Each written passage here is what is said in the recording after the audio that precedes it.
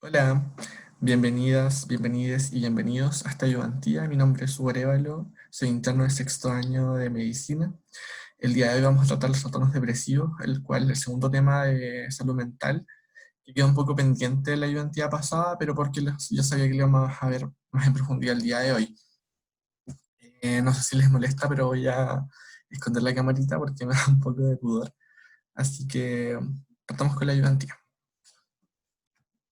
Bueno, a modo de introducción, tenemos que saber que la mayoría de los adultos con depresión unipolar clínicamente significativa visitan a un médico de atención primaria en lugar de un psiquiatra al momento de presentar estos síntomas. El 50% de estos pacientes no son examinados ni evaluados para detectar depresión por sus proveedores de atención médica.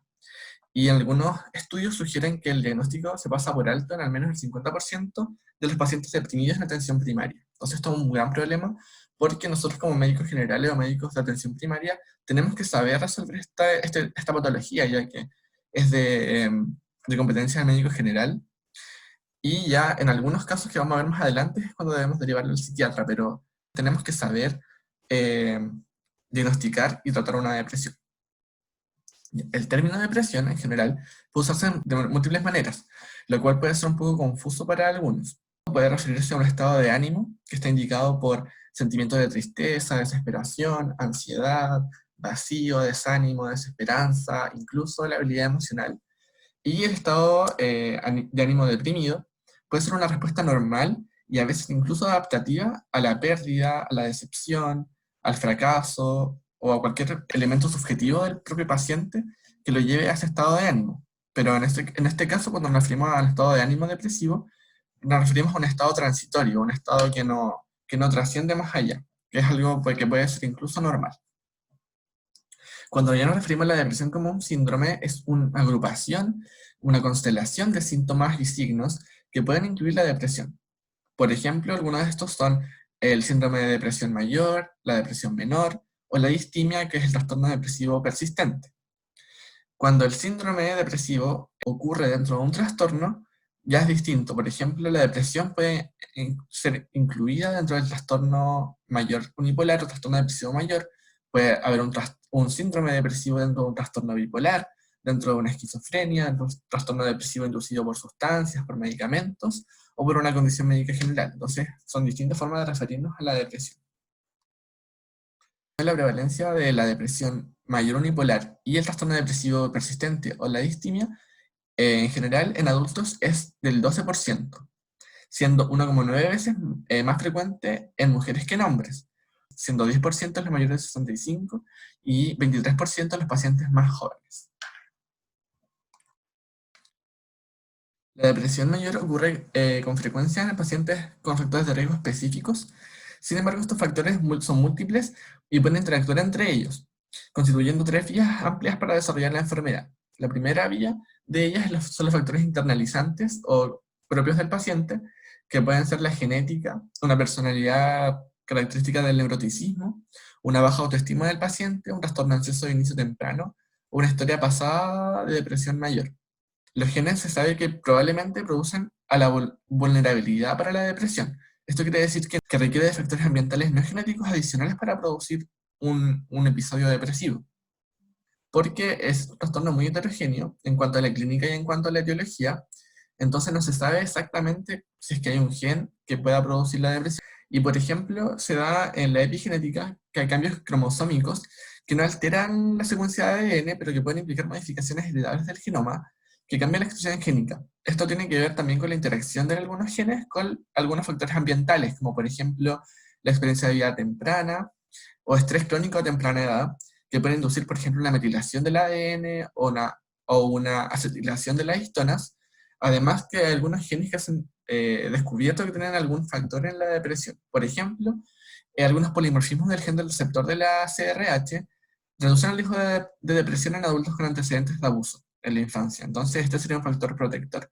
Mientras que, por ejemplo, si hay una interacción entre el alelo corto del gen transportador de serotonina y eventos estresantes de la vida, aumentan el riesgo de depresión. Entonces, un paciente que tenga un alelo corto del gen transportador de serotonina y presenta un evento adverso puede tener más probabilidades de producir depresión que un paciente que no tenga este gen. Otro factor, por ejemplo, de factores psicológicos, Pueden también predisponer a la depresión, como son los patrones de pensamiento distorsionados y negativos de una persona, como la baja autoestima, que per se puede predisponer a una depresión, el neuroticismo, es decir, las personas que son de personalidades muy ansiosas, las pérdidas tempranas de algún familiar o ser querido, las dificultades para manejar las pérdidas agudas, ya sean reales, imaginarias o amenazas de perder a alguien, que hay niños que desde muy temprana edad tienen una cierta forma de responder a estas pérdidas, de forma negativa, con berrinches, qué sé yo, tienen quizás en la adultez mayor predisposición a generar una depresión cuando tenga una pérdida real.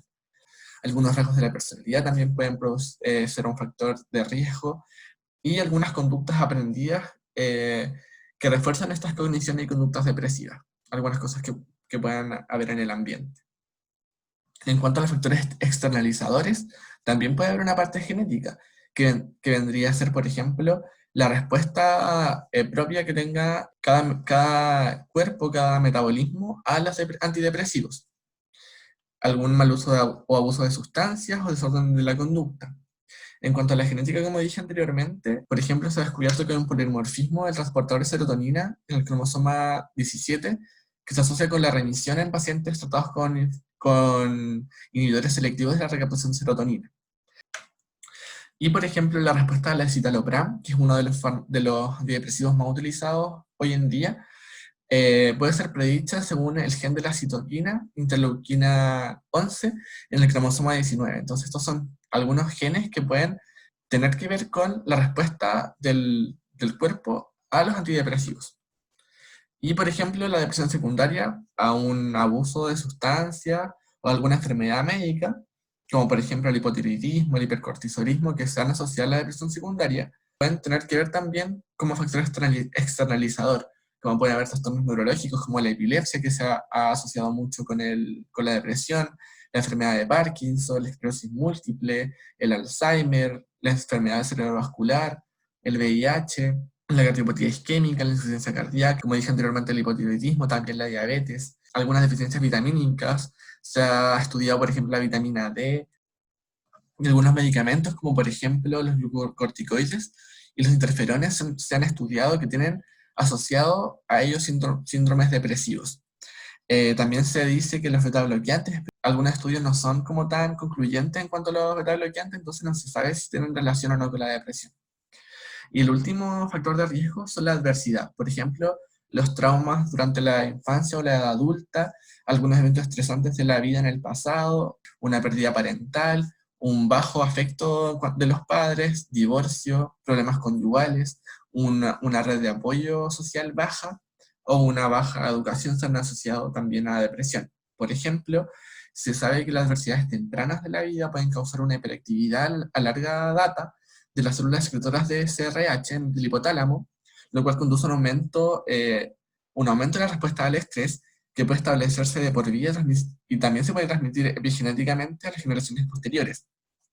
Entonces, un paciente que en la infancia siempre tuvo como exposición a adversidades tempranas de la vida, como pueden ser un trauma, un abuso, una pérdida parental, un desapego muy marcado con sus padres, un abandono, este paciente puede incluso heredar esta modificación genética, epigenética, de tener una respuesta aumentada al estrés. Entonces, esto es un factor hereditario del entorno que sufrió la persona a sus generaciones posteriores. También, por ejemplo, se ha estudiado que los factores de negligencia y abuso se transmiten de madre a hija, tanto en humanos como en primates. Y algunos factores sociales que se asocian a la depresión son, por ejemplo, el aislamiento, una falta de apoyo social y las críticas de los miembros de la familia hacia las personas también tienen un alto factor de riesgo. O sea, las personas que siempre se someten como a críticas por parte de su familia. Se ha estudiado que principalmente de los hermanos hacia el paciente son lo que más puede llevar a la depresión, porque ya que la familia es como el entorno más cercano, el entorno primario en el cual uno se enfrenta, el verse criticado o de una forma rechazado por su familia puede producir un efecto negativo en cuanto a la depresión. También, por ejemplo, el conocer a alguien que tenga depresión, que sea un conocido directo que tenga depresión, te da una probabilidad del 93% de tú también producir una depresión en el futuro. Si esta persona es de segundo grado, es decir, no sé, un amigo de un amigo o un primo de segundo grado, alguien lejano, es de 43%. Y si ya es de tercer grado, un 37%. Y del cuarto grado en adelante ya no se asocia conocer a una persona con depresión y el riesgo de tenerla en el futuro.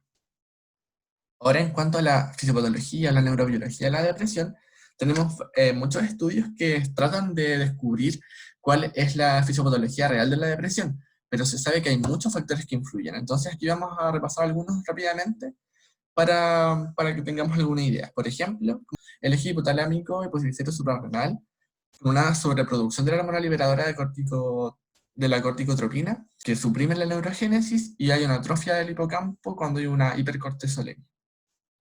Las redes neuronales, por ejemplo, se incluye el procesamiento de las emociones por proyecciones bidireccionales desde la corteza prefrontal orbital y medial y el cingulado anterior hasta la amígdala y el núcleo accumbens, proyecciones serotoninérgicas que modulan este circuito anterior, y la corteza prefrontal dorsolateral, que tiene una regulación cognitiva de la emoción. Entonces tenemos estos tres factores, que están el procesamiento de las emociones, en la regulación de las mismas y una regulación cognitiva de la emoción.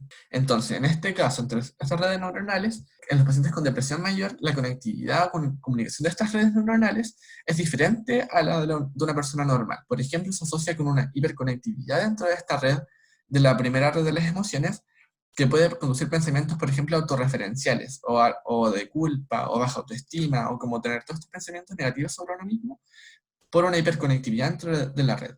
También se dice que hay una hipoconectividad dentro de la red frontoparietal que puede llevar a una rumiación y sesgos depresivos hacia pensamientos internos. Y hay una conectividad anormal en diferentes redes cerebrales que puede conducir a una depresión. Y una hipótesis, por ejemplo, de los antidepresivos es que estos inducen gradualmente una plasticidad neuronal que facilita la recuperación de los circuitos defectuosos con la rehabilitación y con psicoterapia, como guiando esta modulación neuronal con los antidepresivos. Algunos cambios anatómicos que se han visto en pacientes deprimidos, por ejemplo, es la relación ventricular cerebro aumentada, volúmenes más pequeños del lóbulo frontal y un volumen hipocampal mucho más pequeño. Bueno, aquí en esta imagen se ve el hipocampo, que está mucho más reducido en un paciente deprimido que en un paciente normal. La mayor diferencia, sin embargo, que se encontró anatómicamente fue en la corteza cingulada anterior, con volúmenes más pequeños en pacientes deprimidos. Además, se sabe que el volumen reducido del hipocampo puede preceder al inicio de la depresión en algunos pacientes, ya que se comparó, por ejemplo, adolescentes con depresión mayor, adolescentes sanos con riesgo de depresión mayor y pacientes que no tengan ni antecedentes psiquiátricos personales o familiares de depresión. En este caso se dio que el hipocampo estaba más reducido incluso en pacientes con factores de riesgo de depresión, más aún que los pacientes que ya tenían depresión. Entonces esto indica que el hipocampo precede el inicio de la depresión en algunos pacientes. También el desarrollo neurológico relacionado con la edad, como son la eliminación sináptica, la poda dendrítica y la mielinización, puede acelerarse de manera normal en la depresión mayor. En los pacientes deprimidos la edad neuroanatómica es mayor que la edad cronológica, siendo hasta incluso 4 años mayor la edad neuroanatómica. Y la brecha es incluso mayor entre pacientes que tengan el inicio temprano de la enfermedad, comparándolo con pacientes con inicio tardío.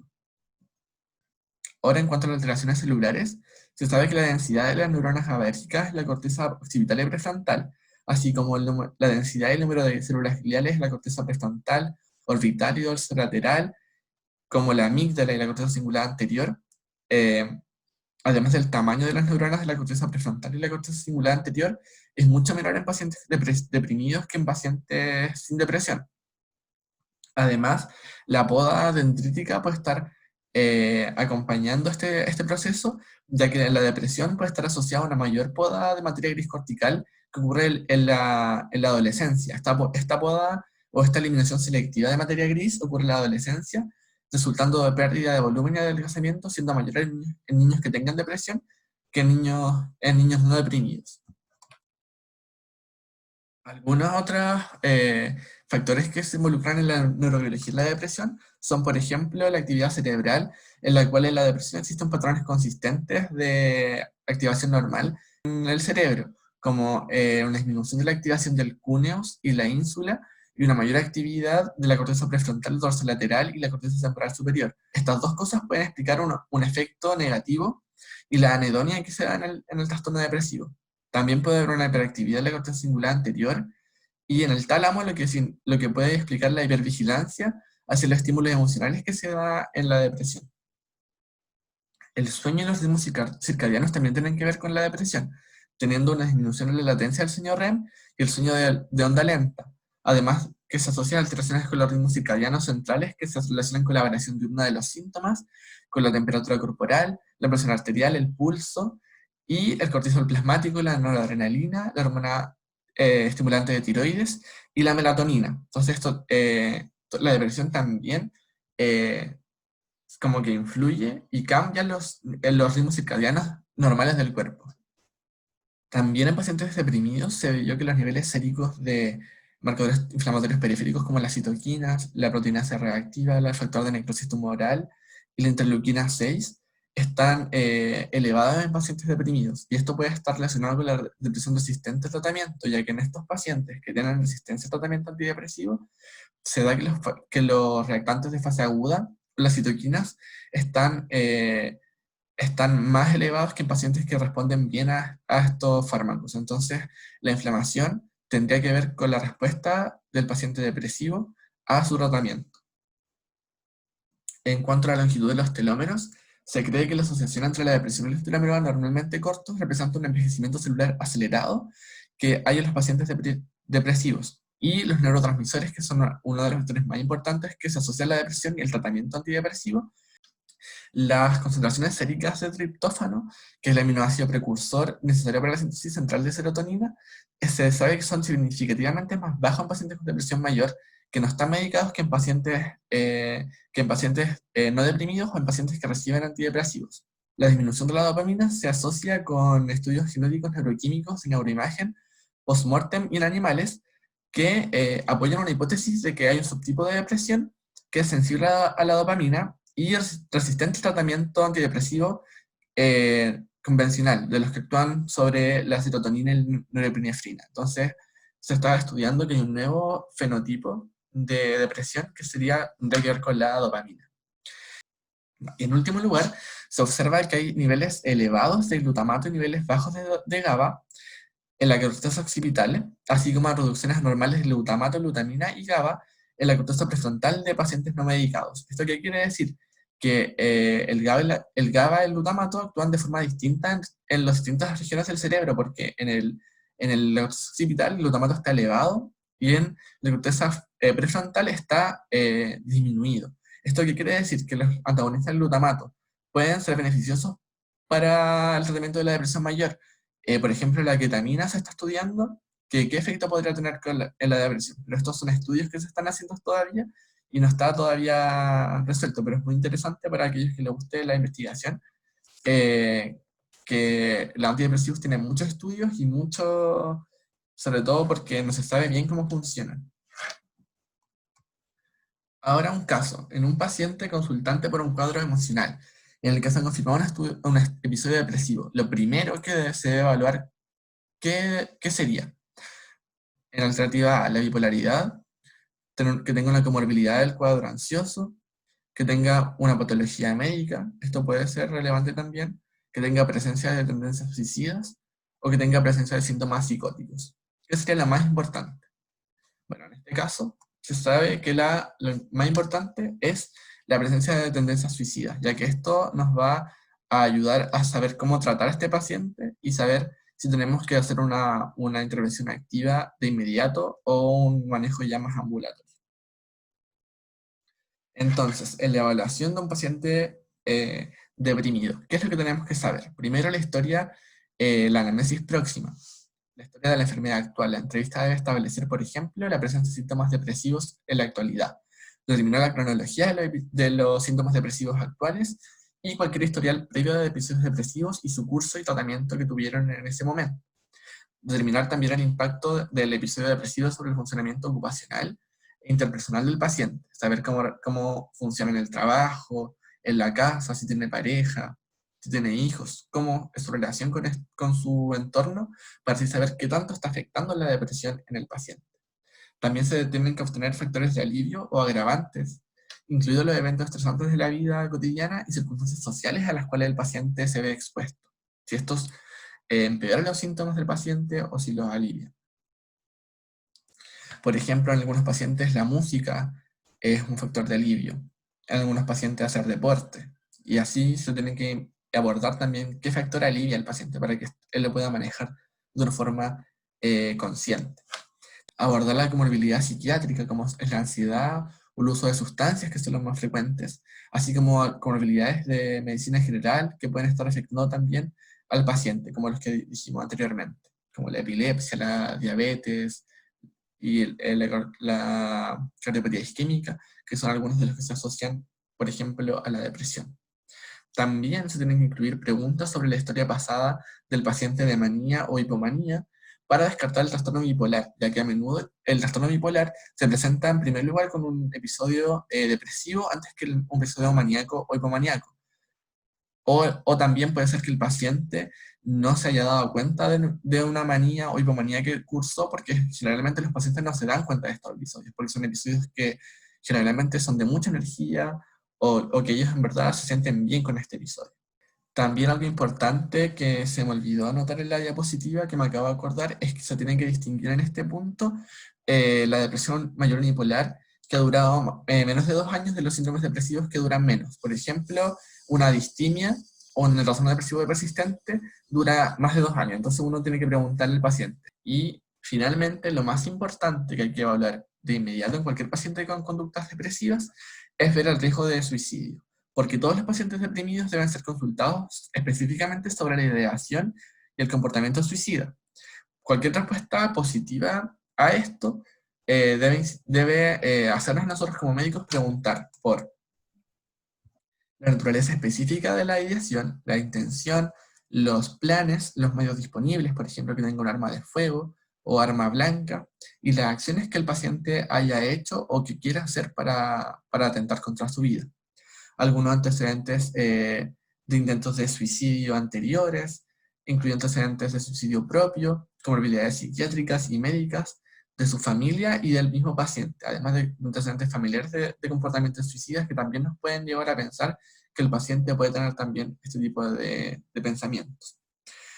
También desarrollar nosotros mismos un plan de seguridad para evaluar y tratar al paciente dependiendo del nivel de riesgo que tenga eventualmente de un riesgo suicida, ya sea desde un seguimiento continuo de atención primaria o si no, ingresarlo en la urgencia para que se estabilice y luego evaluarlo como ya más crónico al paciente. Entonces tenemos que ver si el riesgo es inmediato, un riesgo potencial o no. Y en último lugar, pero no menos importante, también se debe evaluar la historia del paciente si tiene riesgo de violencia dirigida hacia otros. Preguntar sobre la ideación o comportamiento ya homicida. Si quieren dañar a otra persona, también puede ser una opción. Entonces hay que preguntarlo y detectarlo, porque en este caso también deberíamos al paciente internarlo, estabilizarlo para que no vaya a dañar a terceros. En cuanto a la anamnesis remota del paciente que va a consultarnos a nosotros por depresión, debemos indagar en la enfermedad médica general, dado el potencial que tienen estas afecciones médicas generales y los medicamentos que pueden utilizar para contribuir a los episodios depresivos. Y así abordar todas las enfermedades médicas generales, actuales y significativas que tenga el paciente. También antecedentes familiares sobre depresión, suicidio, psicosis, delirios, alucinaciones, trastornos bipolares, que pueden hacernos pensar quizás que el paciente tenga otro trastorno y no sea depresión lo que tenga. Entonces esto también nos puede ayudar para, por ejemplo, si un paciente tiene un historial de un familiar que tiene trastorno bipolar, es más probable que el paciente también tenga trastorno bipolar, porque esto se asocia más a la herencia. Entonces, si el paciente tiene un antecedente de trastorno bipolar, pensar que el trastorno depresivo que está presentando ahora es parte de un trastorno bipolar. Y también la historia social del paciente, que incluye trastornos interpersonales, ocupacionales o financieros, ya sea dificultades que esté pasando el paciente, y el contexto para la presentación clínica. identificar posibles fuentes de apoyo para el paciente, apoyos sociales me refiero, y evaluar el funcionamiento familiar, que puede ser muy útil para comprender el contexto del trastorno y saber cómo se está presentando y la posible necesidad de una terapia, por ejemplo, familiar y no solamente hacia el paciente.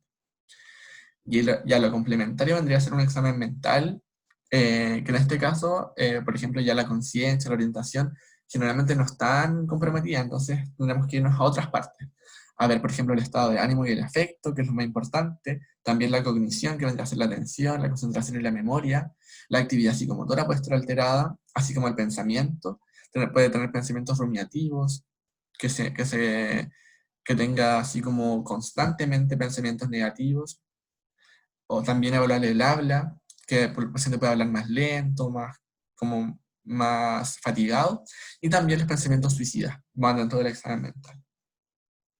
Y es muy importante también evaluar si en este punto, en el examen mental, por ejemplo, si el paciente tiene ideas delirantes o alucinaciones que pueden hacernos pensar que tiene una depresión psicótica. En cuanto a los exámenes de laboratorio, se sugieren hacer como más focalizados en pacientes que puedan tener una depresión de nueva aparición si el contexto psicosocial, el factor desencadenante no está muy claro, en depresiones graves, por ejemplo, con características melancólicas o psicóticas, o en depresiones resistentes al tratamiento, podemos evaluar si es que realmente esto no es depresión y es en realidad si es secundario a otro elemento. Lo más importante en este caso, por ejemplo, sería hacer un hemograma, una química sérica, análisis de orina, la TSH, descrina plasmática rápida, una gonodotrofina crónica humana para detectar embarazo, o detección toxicológica en orina para detectar drogas que el paciente pueda estar abusando. En los estudios de neuroimagen, como son la tomografía, se reserva para pacientes cuyo examen mental y todo lo que nosotros hemos visto del paciente sugiere que puede haber una mayor probabilidad de examen cerebral estructural como signos neurológicos focales o un deterioro cognitivo que sea persistente, que no podría hacer pensar en una demencia o en otra patología orgánica y no en una depresión primaria. Ahora, el DSM-5 clasifica los trastornos depresivos en estos trastornos que vamos a ver acá. Sin embargo, el día de hoy vamos solamente a analizar los primeros dos que son los más importantes, que son la depresión mayor unipolar o trastorno depresivo mayor, según el CIE-10, y el trastorno depresivo persistente o la distimia. El primer nombre que sale es como se dice en el DSM-5 y el segundo como se dice en el CIE-10, pero son lo mismo. Entonces, para que tengamos en mente que esos son los mismos trastornos. Y los demás, que son menos frecuentes y que no los vamos a ver en mayor profundidad en la ayudantía. En primer lugar, la depresión mayor unipolar. El trastorno depresivo mayor se caracteriza por antecedentes de uno o más episodios depresivos mayores sin antecedentes de manía o hipomanía. Un episodio depresivo mayor, además, se manifiesta con 5 o más de los siguientes síntomas durante al menos 2 semanas consecutivas. Y al menos uno de estos síntomas tiene que ser alguno de estos dos que salen en amarillo, que es el estado de ánimo deprimido la mayor parte del día, casi todos los días, o pérdida de interés o placer en la mayoría de las actividades, casi todos los días. Todos estos síntomas deben ser casi todos los días del episodio. Entonces, primero el paciente para tener el diagnóstico tiene que tener sí o sí estado de ánimo deprimido o pérdida de interés o placer en la mayoría de las actividades, que sería anedonia. Y acompañarse de insomnio o hipersomnia, pérdida, aumento de peso significativo o disminución o aumento del apetito, retraso psicomotor, agitación, que otros pueden observar en el paciente, fatiga o poca energía, que vendría a ser ya algo más objetivo que el paciente refiera, disminución de la capacidad para concentrarse, pensar o tomar decisiones, pensamientos de inutilidad o culpa excesiva o inapropiada, o pensamientos recurrentes de muerto o ideación suicida o un intento de suicidio. Entonces estos son los síntomas que tiene que tener. Y el paciente, como dije anteriormente, tiene que tener 5 más síntomas. Uno de ellos tiene que ser sí o sí el estado de ánimo deprimido o pérdida de interés o placer. Y el resto, para completar los 5, pueden ser 3 de acá, que sean los 2 de acá y 3 de acá, o puede ser 1 de acá y 4 de acá. Entonces, tienen que completar los 5 síntomas para que sea un episodio depresivo mayor. Y cuando ya diagnosticamos el episodio depresivo mayor, ya se diagnostica inmediatamente la depresión mayor unipolar, ya que, como dije anteriormente, tiene que tener uno o más episodios depresivos mayores para que el paciente ya tenga el diagnóstico, sin antecedentes de manía o hipomanía.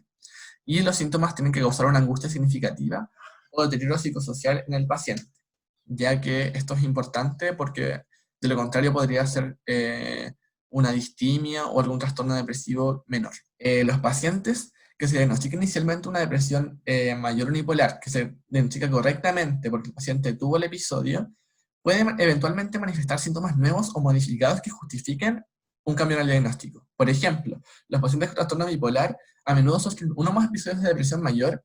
Inicialmente reciben un diagnóstico de trastorno depresivo mayor antes de su primer síndrome maníaco o hipomaníaco. En cuanto a la esquizofrenia, un 5 o 30% de los pacientes diagnosticados con depresión mayor eventualmente desarrollan síntomas que justifiquen un cambio en el diagnóstico a un trastorno del espectro esquizofrénico. Entonces, son trastornos que pueden, que si a una persona le diagnostican depresión mayor, puede con el tiempo presentar nuevos síntomas que justifiquen un cambio en el diagnóstico. Ahora tenemos el segundo caso. Una mujer de 45 años que consulta en APS porque posterior a una separación con violencia doméstica presenta falta de ánimo, insomnio, cansancio, tristeza. Estos síntomas se presentan de forma recurrente desde el posparto de su hijo menor, que tiene 23 años, o sea, todo esto lleva 23 años, y en esta oportunidad, cuando fue lo de la depresión posparto, presentó un intento de suicidio y el cuadro clínico se dio al poco tiempo con el tratamiento antidepresivo. Fue un cambio rápido. En la consulta actual está la paciente con ideación suicida pasiva y fluctuante sin un riesgo inminente. ¿Cuál sería nuestra conducta más apropiada? Porque dijimos en la anterior, en el caso 1, vimos que lo primero que teníamos que descartar a un paciente deprimido era la ideación suicida, pero en este caso ya la descartamos, porque ya sale acá la consulta actual con ideación suicida pasiva y fluctuante sin riesgo inminente. Entonces ahora, ¿qué indagaríamos? Una historia de adversidad infantil, lo derivaríamos de inmediato al especialista, iniciaríamos el tratamiento antidepresivo con el cual tuvo una buena respuesta anteriormente, indagaríamos por episodio de hipomanía o determinaríamos una comorbilidad ansiosa. En este caso, tenemos que indagar por episodios de hipomanía, ya que tenemos algunos antecedentes que vamos a ver de inmediato que nos van a hacer pensar en un paciente deprimido que pueda tener un episodio bipolar. Entonces, teniendo esto en mente, ¿en qué casos tenemos que pensar que el trastorno depresivo se trata de un episodio depresivo dentro de un trastorno bipolar? En pacientes que tengan las siguientes características, por ejemplo, una edad temprana de inicio del primer trastorno depresivo, en la adolescencia o en la juventud. Antecedentes familiares de trastorno bipolar. Que durante el episodio depresivo mayor tenga síntomas psicóticos, como delirios o alucinaciones. Síntomas hipomaníacos subumbrales, como la disminución de la necesidad de dormir, energía inusualmente alta, aumento de la actividad dirigida a objetivos, que son síntomas hipomaníacos, pero que están bajos del umbral para diagnosticarlo. Además, la resistencia al tratamiento en pacientes con trastorno depresivo mayor también puede hacernos pensar en un trastorno bipolar, también un viraje farmacológico que vendría a ser una respuesta demasiado rápida al tratamiento, la presencia de trastorno por déficit de atención con hiperactividad o trastorno por consumo de sustancias también concomitante puede hacernos pensar en un trastorno bipolar, o que la paciente tenga antecedentes de depresión postparto. En el caso de la paciente que acabamos de ver en el caso anterior, lo voy a retroceder, la paciente tiene 45 años y su primer episodio fue hace 23 años, es decir, a los 22. La paciente era joven. Fue un inicio temprano del primer episodio depresivo. Aparte tenía depresión postparto y se dio al poco tiempo con tratamiento antidepresivo que vendría a hacernos pensar por un viraje farmacológico. Entonces la paciente tiene edad temprana de inicio, tiene depresión postparto y tiene viraje farmacológico. Entonces nuestra conducta más apropiada es preguntar a la paciente si tiene síntomas hipomaníacos que le hayan presentado anteriormente en su vida. Ahora, el trastorno depresivo persistente o distimia, como se conoce en el CIE-10. Este trastorno se manifiesta con 3 o más de los siguientes síntomas durante al menos 2 años. Y uno de estos síntomas tiene que ser sí o sí estado de ánimo depresivo la mayor parte del día, casi todos los días. Este es el síntoma cardinal y tiene que acompañarse de 2 otros síntomas de los siguientes: insomnio y hipersomnia, disminución o aumento del apetito, fatiga o poca energía, disminución de la capacidad para concentrarse o tomar decisiones, baja autoestima o sentimientos de desesperanza. Y estos síntomas no son tan numerosos como la depresión, porque son solo 3, o más, pero tiene una duración mucho más persistente, que es de 2 años consecutivos. Sin embargo, puede ocurrir periodos libres de los síntomas durante un trastorno, durante el curso de este trastorno depresivo persistente, pero no puede exceder el periodo sin síntomas más de 2 meses consecutivos durante el periodo de 2 años. Es decir, el paciente puede tener 2 meses o un mes que no tenga síntomas, pero, eh, pero no puede exceder más de 2 meses y tiene que estar dentro de los 2 años consecutivos que tuvo depresión. Y esta además causa angustia significativa o deterioro psicosocial al paciente. Ya, ahora, para clasificar la severidad del trastorno depresivo, vamos a dividir los síntomas en dos grupos, que vendría a ser el grupo A y el grupo B de síntomas. Cuando el paciente tiene una depresión leve, puede incluso ser antes de tener el diagnóstico per se, puede ser como un paciente que está empezando a tener un trastorno depresivo o antes de que lo tenga, porque son 2 a 3 síntomas y para el diagnóstico deben ser 5. Entonces, este paciente tiene menos síntomas de los que se toman para un trastorno depresivo mayor. Puede ser incluso una distimia o un trastorno depresivo menor, pero es leve.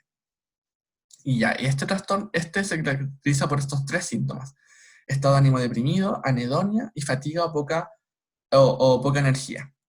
Este sería el leve. El moderado tiene que tener dos de esos síntomas que dije recién y 4 síntomas del grupo B, que vendría a ser insomnio y hipersomnia, pérdida, aumento de peso significativo, disminución, aumento del apetito, retraso psicomotor, agitación, disminución de la capacidad para concentrarse, pensamiento de inutilidad o culpa excesiva, y pensamientos recurrentes de muerte, ideación suicida o intento de suicidio. Este sería moderado. Y severo tienen que estar los 3 síntomas del grupo A y 5 del grupo B, o sea, tienen casi todos los síntomas. Este ya es severo. Y en cuanto a los síntomas psicóticos, pueden estar presentes en cualquiera de estos tipos de depresión. Ya, ahora el tratamiento va a ser de acuerdo al grupo en el que cae el paciente, ya sea grave, moderado o leve. En este caso, tenemos el algoritmo del GES, en el cual se tiene que hacer una detección activa con sospecha de depresión por el médico general o de familia, que esto es importante porque para el GES todo el manejo es del médico general o el médico que trabaja en APS.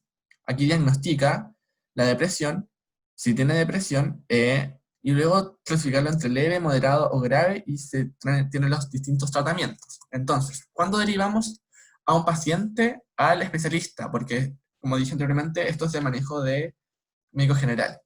Cuando el diagnóstico es incierto, cuando está la vida del paciente o de otros en peligro, cuando el paciente tiene depresión grave, psicótica o catatónica, o cuando la depresión está en un contexto de un trastorno afectivo bipolar, un trastorno esquizoafectivo o en la esquizofrenia. Entonces, en estos casos se deriva, pero en todo el resto de los pacientes los vemos como médicos generales.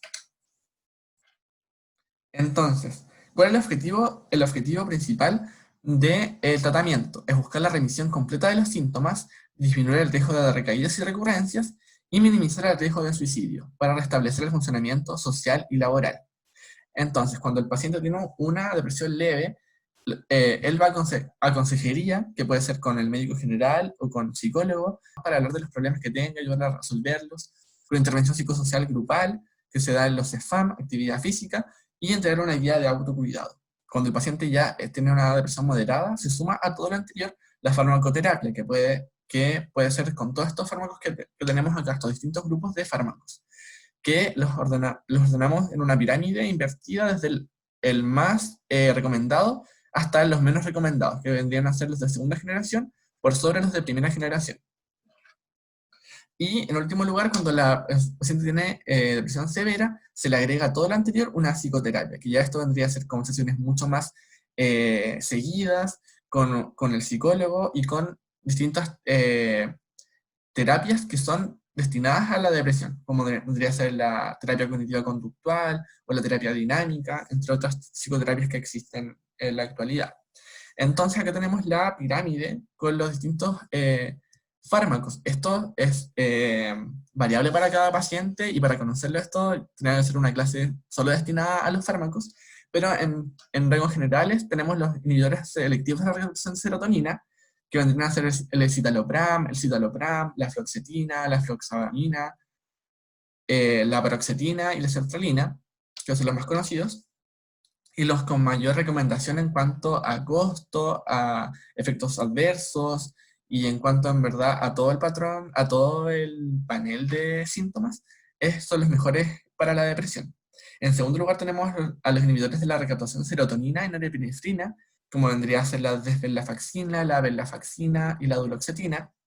Los atípicos, que vendrían a ser la agomelatina, el bupropion y la mirtazapina, que son en tercer lugar.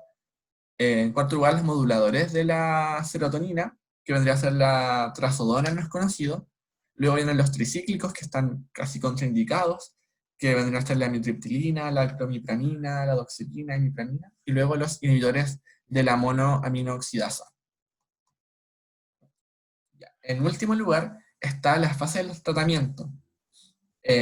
Bueno, aquí tenemos a una persona que está con eutimia normal y comienza a progresar la enfermedad. Aquí está presentando un episodio. El episodio se define como el periodo en que el paciente cumple los criterios de la depresión. Entonces aquí comienza síntomas y cuando ya cae bajo esta línea tiene ya el trastorno depresivo. Aquí un episodio depresivo ya diagnosticado. Luego empieza con tratamiento. Aquí empieza con tratamiento. Con esta línea empieza la fase aguda, que dura de 6 a 12 semanas. El paciente debería comenzar con respuesta. La respuesta se define como reducción del 50% de la puntuación de la escala de severidad, que es una escala que el médico tiene que aplicar para ver la evolución de los síntomas, o se da como que el paciente refiere que tiene como los mismos síntomas, pero más leves. Vendría a ser la respuesta terapéutica, que se da generalmente a partir de las 3 semanas de tratamiento. Y aquí ya empieza el paciente a subir, pasa de trastorno a tener solamente síntomas y llega a la remisión. Tiene una recuperación completa de todos los síntomas. Entonces aquí él empieza en un periodo, comienza una continuación del tratamiento, porque tiene que seguir con tratamiento farmacológico o psicoterapia, pero de mantención solamente.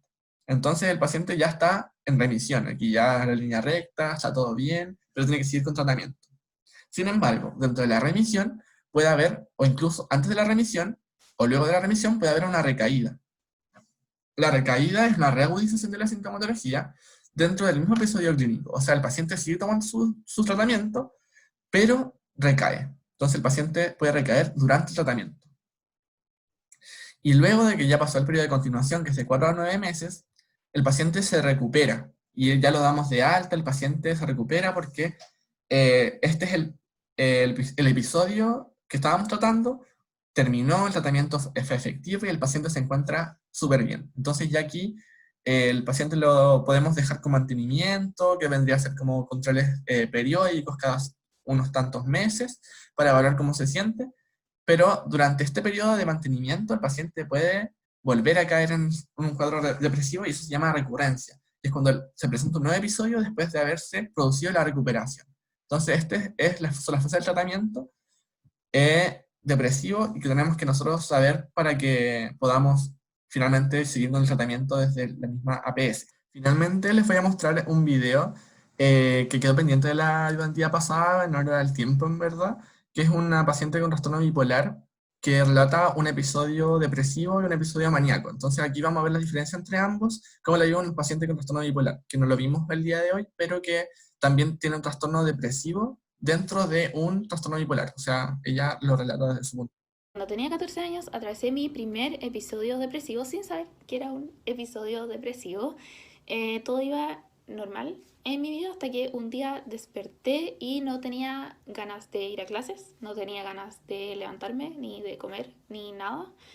Yo pensaba hasta ese momento que tener depresión era tener pena y estar como triste todo el día y llorando todo el día, pero lo que yo sentía en ese momento no era pena, ni era rabia, ni era nada, no sentía nada y precisamente por eso no quería hacer nada, porque no tenía ninguna motivación por la cual levantarme e ir a clases y hacer todas las cosas que tenía que hacer. Tenía un poco esta sensación de que mi cerebro se había quedado durmiendo y que mi cuerpo sí había despertado, entonces no sabía un poco cómo moverme y era como tener un peso gigante encima mío y que no me permitía moverme de la cama.